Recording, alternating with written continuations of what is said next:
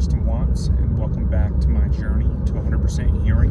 I got a cochlear implant in early November of 2025, and today is day 41 of wearing my cochlear implant. So I'm at 100% hearing on my right ear, and I'm at about 50% hearing on my left ear without a hearing aid. So I'm not going to use a hearing aid anymore on my left side. I will need to have surgery on that eventually, but for today, for now, we are not going to use a hearing aid on that side. So as I've been wearing my cochlear implant, getting the sound balanced has always been an issue. So now that I can hear acoustically versus mechanically, my brain's having trouble understanding what noise is what and where it's coming from.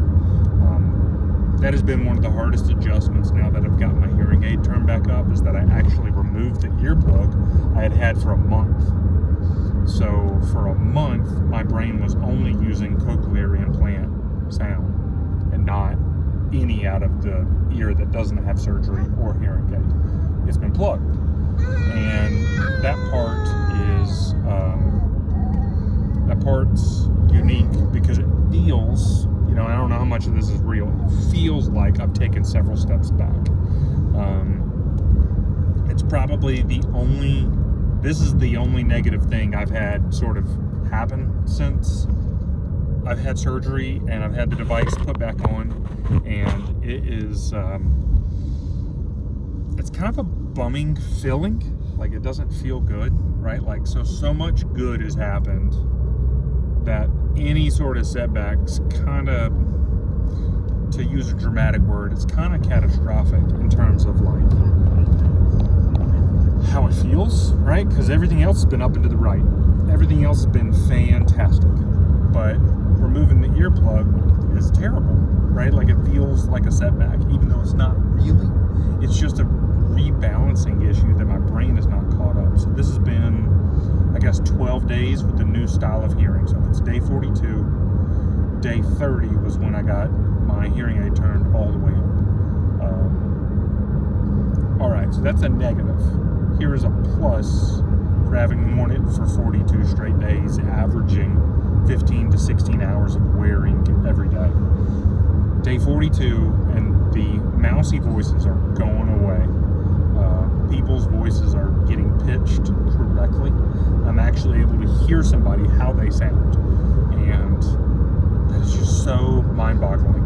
42 days ago, everybody sounded like Minnie Mouse or Mickey Mouse, depending on the person. And I heard 3 sets of sound with every sound: distortion, Minnie or Mickey, and then the human's voice. So 3 things every time, every noise.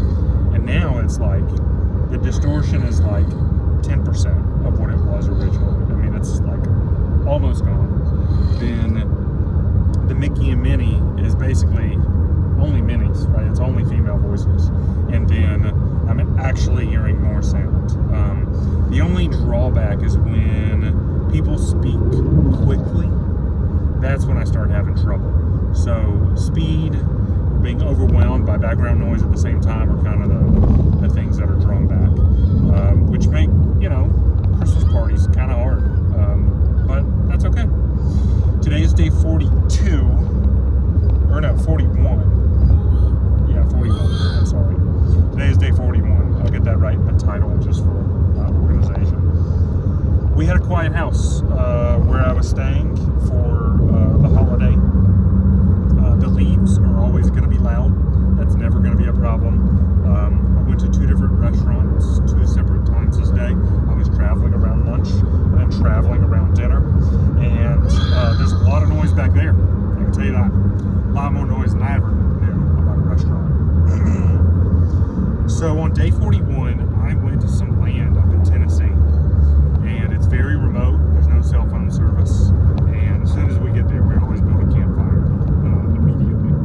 And I've been around fire my entire life. Grew up as a Boy Scout.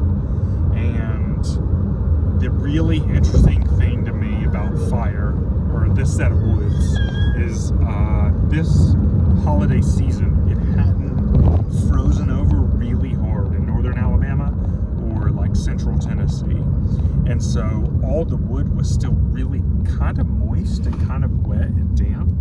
And so the noise that was just really awesome today was listening to firewood sweat and boil off at the campfire. That noise was incredibly noticeable, unique from the crackle or pop sound you normally get with fire, and I could hear the wood sweating, right? So I'm gonna say maybe 30 different logs sort of all put around this larger fire, and I'm hearing them all sweat, crackle, and pop all at the same time, and that has been really neat. Noises I'm familiar with that I haven't heard in a while, or like heard them that loud. Today was like the loudest I had ever heard that fire sound, which was really, really cool. Another thing we heard while we were in the boonies was a helicopter coming from a distance. Now, helicopter coming from a distance, you hear it from a long way away, you hear it louder when it's near you, and then it fades. Normal pattern of sound. I thought the helicopter was a motorcycle in the woods up the hill. Like, I thought it was nearby as soon as I heard it. I thought it was a four-wheeler or something, and it wasn't. It was a helicopter, right? And so the sound, like, I heard the noise. This is kind of like, let's see if I can do this iteration. I heard the noise, then I saw the people I was with react to the same noise, and then I realized we were all listening to the same thing. And then they realized it was a helicopter and started looking up in the air. You know that pause of a group setting where you go, oh yeah, helicopter.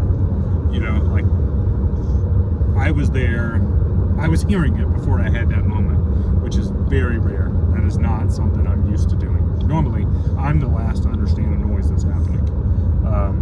That was really pretty neat. Really pretty neat. Not a lot of wind up in Tennessee. Wind was very minimal. So those several words, so several like super specific situations made day 41 pretty unique. So that was a lot of fun for me. Here in a helicopter, here at a campfire. Oh, I went shooting. I went shooting with a cochlear implant. I got to shoot a shotgun and a handgun, a Glock, 9mm. That was a lot of fun. Oh, since this is YouTube, I got a witness. I hit a 3 or 4 inch target at 54 feet approximately away with a 9mm handgun. We have those devices that are like super hard composite plastic that move like a little ball. So when you shoot it, it pops and moves. So your target moves every time you hit it. And so that was a lot of fun. So I did experiment a little bit. This will be the first time my wife hears me say this. She's listening. She's part of the active audience today. You got your earmuffs on. I pulled this earmuff off, left the earmuff on the ear that needs it, and like no noise came in. Only noise that came in was the sound of the gun and the reverb and the shock to the ear that had the muff that needed it.